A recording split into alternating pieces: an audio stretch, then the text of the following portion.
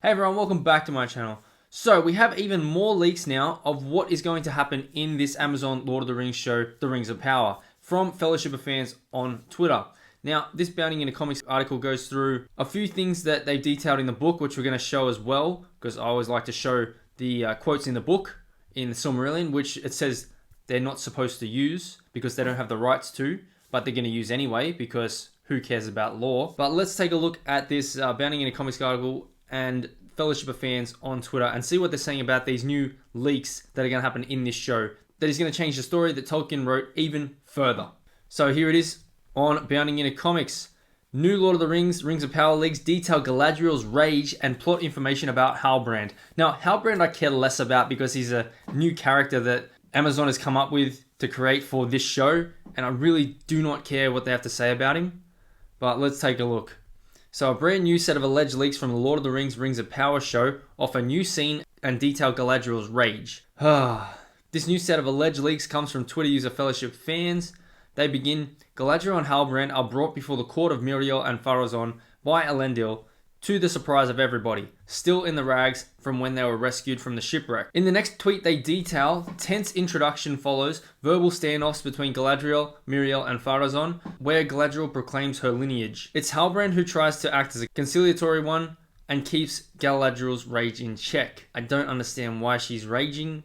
Maybe because she wants to go to the east and they're stopping her.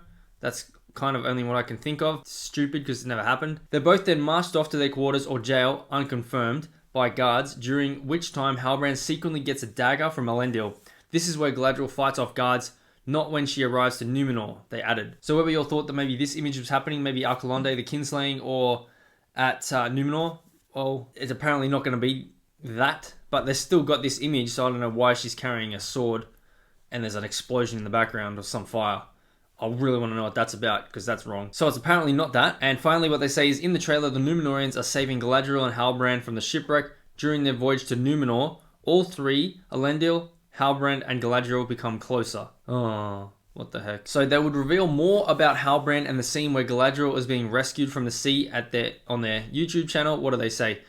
They claim Halbrand potentially either causes one of the shipwrecks out at sea or saves Galadriel only, leaving everyone else on the ship to die. So he leaves Elendil to die, but we know Elendil was at the Last Alliance. This is so stupid. We have an original character for Amazon's show that now he leaves Elendil to die. Is that what we're saying? He leaves Elendil to die. So now in the Lord of the Rings, it'd be like, Elendil would hate this dude. Fuck, this is so stupid. Why would you create a new character to destroy everything that's... Oh, man. That's even what people were saying about The Hobbit. The Hobbit brought Tariel in. That's why you can't give Peter Jackson credit. And I'm saying, I agree with that. The Hobbit is definitely nowhere near The Lord of the Rings, the adaptation. And The Hobbit, if you want to go after that, is totally fine because they brought in an original character that goes completely against what the story had. And I'm fine with that. But that doesn't give you the right to pass off for Amazon, and it doesn't give Amazon the right to do what they're doing just because, oh, Tauriel existed in The Hobbit. No, that doesn't give Amazon the right, or you the right to defend Amazon to say, The Hobbit did it, so why can't Amazon? No, that's just wrong. And it proves you clearly do not care about the story or the source material, which I've proven before that other people who are writing about this, that claim to be scholars or people who study this, they say the source material is racist. This leak also appears to back up a previous leak from Fellowship of Fans that detailed Muriel would be in charge of Numenor rather than Pharazôn. Okay, that makes no sense because Muriel, as we see in the book, which we'll have a look now after this quote, exclusive in season 1, he will be Muriel's chief advisor and will unexpectedly defer to Muriel's seniority, but for the most part, he acted like he was in charge,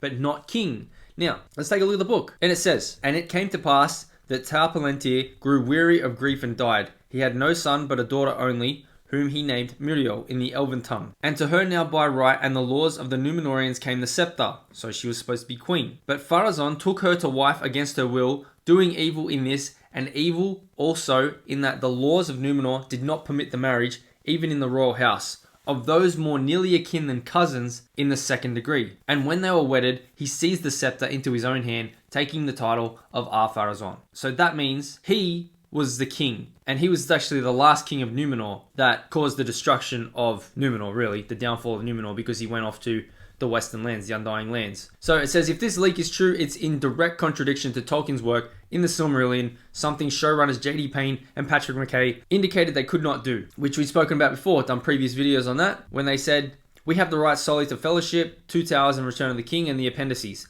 and The Hobbit. And that's it. We do not have rights to the Silmarillion, Unfinished Tales, History of Middle-earth, or any of those other books. But they're using stories from the Silmarillion, which they do not have the rights to, and they're egregiously changing the lore, which they said, unless they're not doing, it'll be fine. Here's the quote right here. As long as we're painting within those lines and not egregiously contradicting something we don't have the rights to, which you are doing that right now. There's a lot of leeway and room to dramatize and tell some of the best stories that Tolkien ever came up with. And then they wanted to say they want to write the novel, or they want to create the novel that Tolkien never wrote.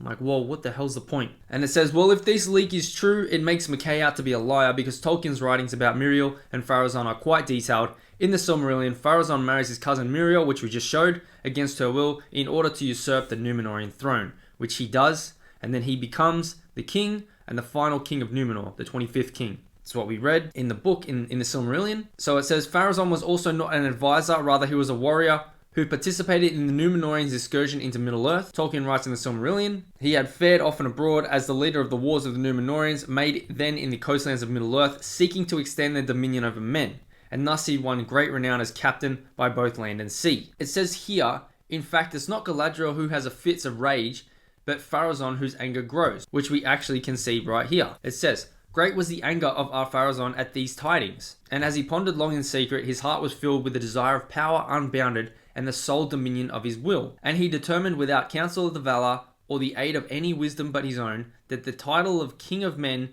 he would himself claim, and would compel Sauron to become his vassal and his servant. Because Sauron deceives him into thinking that Eru or Iluvatar is the deceiver, or he's a deception on the Valar, and that Melkor or Morgoth is the High. Here it is right here.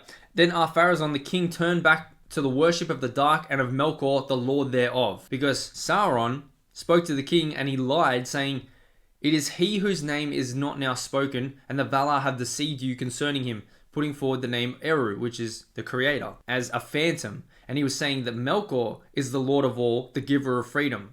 So that's how Sauron deceived Ar-Pharazôn, the king of Numenor, to go and try and take over the Western Lands, the Undying Lands. And what happened when he got there? Let's take a look. It says, but the land of Aman and Arasir of the Eldar were taken away and removed beyond the reach of men forever. And Andor, the land of gift, Numenor of the kings, Elena of the Star of Arendil, was utterly destroyed. What happened was, Iluvatar cast back the great seas west of Middle-earth and the empty lands of the east, and the new lands and the seas were made, and the world was diminished, for Valinor and Arasir were taken from it to the realm of the hidden things. It also says that the earth was actually made round because it was flat. And after this happened, after Pharazôn tried to take over the Undying Lands, it was kind of like the destruction of Atlantis. Right here, what Tolkien says, these things come not into the tale of the drowning of Numenor, of which now is told, and even the name of that land perished, and men spoke thereafter not of Elena, nor of Andor the gift that was taken away, nor of Numenor, on the confines of the world, but the exiles on the shores of the sea, if they turned towards the west in desire of their hearts, spoke of Manu Falma, that was whelmed in the waves, Akalabeth the downfallen, Atlanti in the Eldarin tongue.